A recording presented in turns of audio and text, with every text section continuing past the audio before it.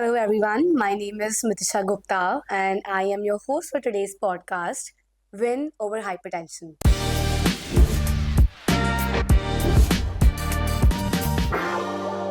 where you can learn how to take care of your blood pressure through exclusive insights and practical advice. Today, we're talking all things about hypertension. Why is it caused, how it matters, and most importantly, how to take care of it effectively.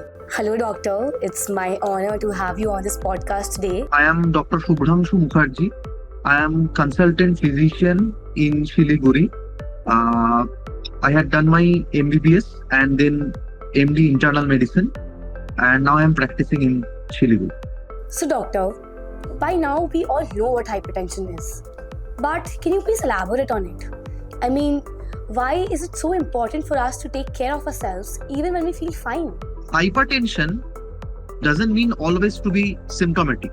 Most of the cases, the hypertension is actually asymptomatic with some vague symptoms like often vertigo, some neck discomfort, neck pain. And when the symptoms increases in its context, it is too late. So whatever be you are asymptomatic or symptomatic, hypertension should be treated early as soon as possible. Because if we have the untreated hypertension for long period, then it will have some grave consequences like the renal issues, the CKD, chronic kidney disorders, the cardiac issues like left ventricular hypertrophy, LVH. Then it can cause congestive heart failures, arrhythmias. It can even cause stroke and other issues. So before it is late, the hypertension should be treated as soon as possible, whether it is symptomatic or asymptomatic. So even if you are fine without any symptoms, if you have the hypertension, the cutoff is more than 130/80, it is generally elevated blood pressure. And when it is more than 140/90, we must have our treatment to be started to avoid those great consequences. Okay, but why is it so often called the silent killer? What makes it so dangerous over time? Actually, hypertension is a silent killer because if we neglect our hypertension, if we do not treat it early, gradually it will be progressed and it will cause the grave consequences to the kidney, heart, brain, eyes, and all the vasculature of our body. And that will cause some grave consequences like chronic kidney disease, can cause the heart failure, coronary arterial disease, atherosclerosis in everywhere in our body, and the hypertensive retinopathy. And sometimes when it will rise suddenly, then it can lead to hypertensive encephalopathy and other grave consequences. So we have to treat it early. And if we neglect our hypertension, whether it be asymptomatic or symptomatic, if we neglect it, then it will lead to some of grave consequences and increase mortality and morbidity of the patient. So, doctor, I would like to know what are the most common reasons people develop high blood pressure? Is it genetics, lifestyle, or something else? So there are two types of hypertension. One is primary hypertension, one is secondary hypertension. Primary hypertensions are much more common. 90% cases are actually primary hypertensions. Increasing of age, ethnicity, neurohormonal changes, stress, and everything. This will lead to primary hypertension, and there is a strong family history of primary hypertension. And rarely, sometimes it is due to secondary hypertension because of some other disease, like some chronic kidney disorder, renal artery stenosis, some endocrine issues like pheochromocytoma. Sometimes in children, it may be due to some coarctation of aorta. So, and some other endocrine disease like Crohn's disease, Cushing's disease, etc. So there are some other disease which cause the hypertension. These are secondary hypertension. These are not as common as primary hypertension.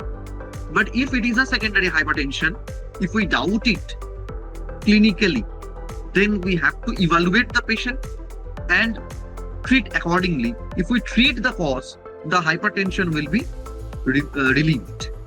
How is blood pressure exactly diagnosed? When looking at the blood pressure readings, can you elaborate on the exact numbers people should be looking at? So first and foremost, we have to take the days are changing, and we are in the era of ambulatory blood pressure monitoring. But grossly, if we get an average blood pressure of supine, patient is calm, and then the BP is more than 130/80, it is basically elevated hypertension and elevated blood pressure. And when it is more than 140/90, we must treat the patient and we start our medication and strict lifestyle modification. So I would also like to know, if someone has just been diagnosed with high blood pressure, what are the changes you would want them to make in their daily routine? Whenever we get a patient of hypertension, there are multifaceted treatment to be given. First, we have to ensure if the patient is obese, then obesity to be reduced. Strict lifestyle modification to enhance weight reduction. The sodium should be restricted very strictly, less than 2.3 gram per day. Potassium, calcium, vitamin D should be enhanced in the diet. We prefer some diet like DASH diet, Mediterranean diets. The basic is we have to enhance food like fruits, vegetables, nuts, whole grains, lean proteins, some low fat or no fat dairy products, some green leafy vegetables, fish, and etc. We should avoid and restrict the saturated fat. We should restrict sugar sweetened beverages, stop smoking, alcoholism, daily exercise to be enhanced. And these things, after that, we need to start the medications. Apart from the lifestyle modification, we need to enhance we need to add the medications.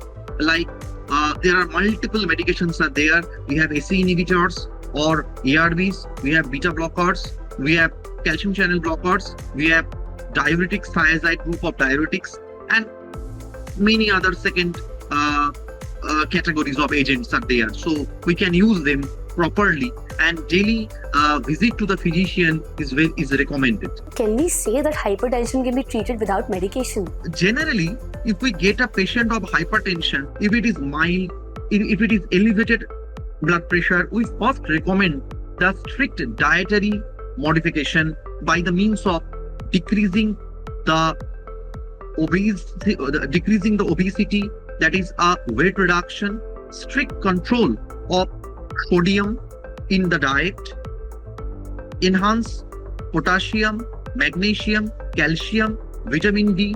We prefer DASH diet or Mediterranean diet by the means of increasing fruit, vegetables, nuts, whole grains, etc.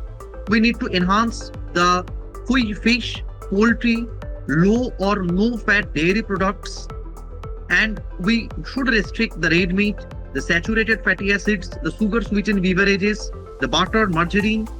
The alcoholism and smoking should be stopped strictly, and daily exercise for 30 minutes, aerobic exercise is recommended. So after this basic lifestyle modification, we need to start the medications. But if the blood pressure is little high, more than 140/90, and the patient is having the symptoms, we must start the medication. We starts with low dose and gradually increasing in the dose. We have beautiful SPC or single pill combination or fixed dose combination. We can start with a very low dose of 2 medication, 2 drug, to different group of drug, and then gradually increasing the dose with respect to the gradual monitoring of blood pressure. Okay, doctor, you just talked about medication right now.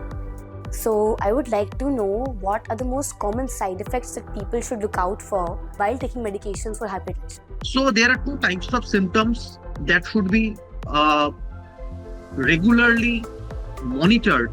First, the symptoms because of hypertension or hypertensive urgencies, like some blurring of vision, some symptoms of nephropathy, that is a frothing of urine. It may be linked with proteinuria, any angina, chest pain, which can denote any coronary arterial disease, exertional fatigability, exertional shortness of breath.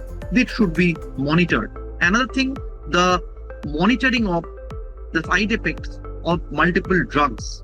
We are using multiple drugs like AC inhibitors. So we should see about the cough. We should see about the CCB, calcium channel blocker, which can lead to pedal edema, beta blockers. So there are multiple medications are using daily. So we have to monitor the side effects of these drugs also. And we should check the lab parameters for routinely to avoid some grave consequences. Okay, I have a question related to that only. Let's assume that somebody's blood pressure is coming under control. Can they come off medication or is it a lifetime commitment? So basically, if we start on some medication, we try to monitor the BP and gradually decrease with a lowest effective dose of the medications. And it is not mandatory that I will continue the medication lifelong, but eventually if someone needs to continue it, it should be continued. There is a general tendency of population that they will stop the medication by themselves. And particularly, my BP is normal. Let me stop the medications for some days and then let us see what will happen. Or to stop the medication just before going to the physician, visiting the physician. So this should be avoided. Go to the physician and the advice that they will give should be followed properly to avoid some grave consequences of the adverse effect of hypertension. Okay, when you say reassess regularly, how often people should check their blood pressure and what's the best way to do it right? There is no clear-cut data regarding this, but generally we should check the blood pressure twice to 3 times in a week, and the patient should be in a very comfortable, calm environment.